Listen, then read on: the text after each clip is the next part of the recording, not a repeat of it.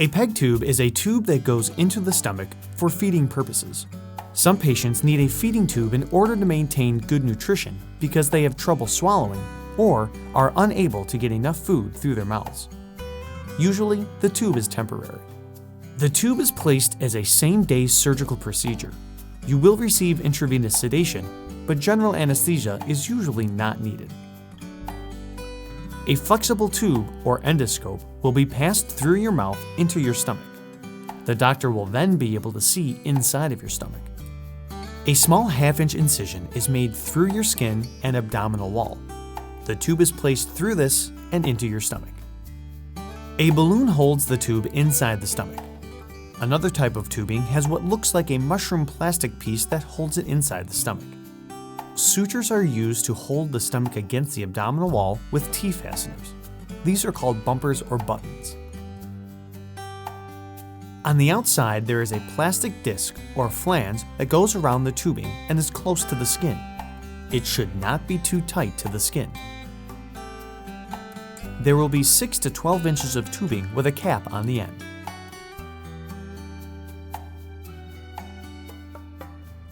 A dressing will be placed on the PEG site. Change this every day after cleaning the site and be sure to wash your hands first. Clean the site gently with soap and water while taking a shower or at the sink. If there is crusty drainage, but the skin is still intact, then you may use hydrogen peroxide on cotton swabs. Be sure to rinse with water afterwards.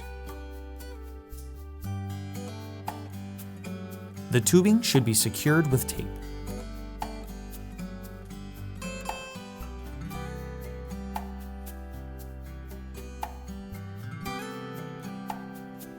If you have the bumper type of T-fasteners on the skin, then they will need to be removed by the GI clinic 3 weeks later. If you have button types of T-fasteners, these are dissolvable sutures and should fall off after 3 to 4 weeks. You may turn them gently to help the process. If they do not fall off, then make an appointment in the GI clinic to have them removed. In order to prevent clogging, it's important to flush the tube at least twice daily. Use 60 milliliters of water that is room temperature. Flush before and after each feeding or liquid medication.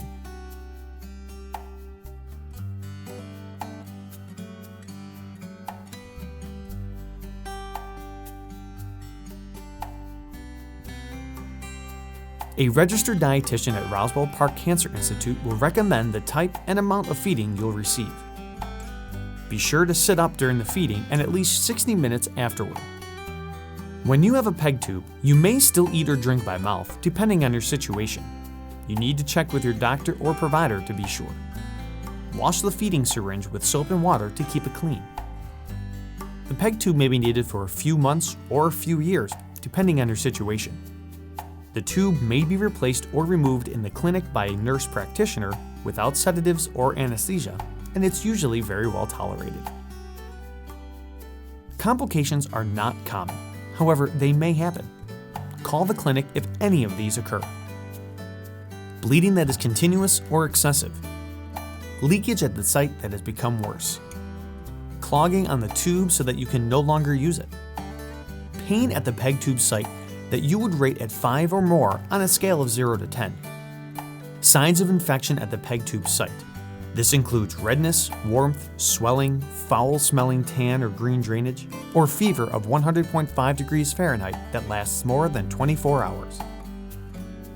If the tube falls out, it must be replaced as soon as possible or the opening will close. You may rinse off the tube and place it into the opening if possible. Another endoscopy for PEG tube placement may be needed. If it falls out during normal business hours Monday through Friday, and you live in the Western New York area, then call the GI clinic and plan to come in. If it is not normal business hours, or you live more than 50 miles away, then go to the nearest emergency department. Call the GI clinic if you need to make an appointment afterwards. After you've had a standard PEG tube for at least a month, you may choose to have it replaced with a Mickey tube.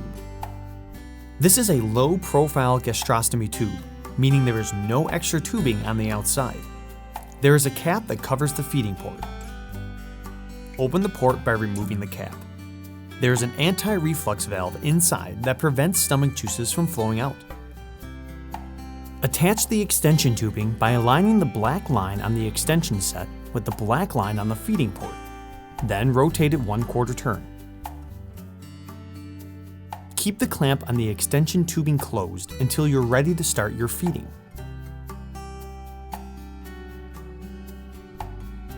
Attach the extension set to a catheter-tipped syringe for bolus feeding.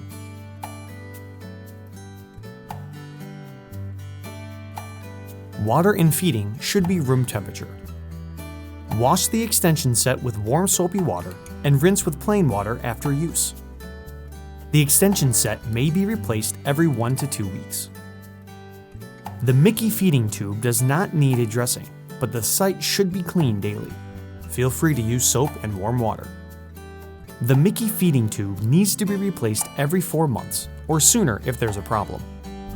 Please ask your nurse or provider if you have any further questions about the Mickey tube.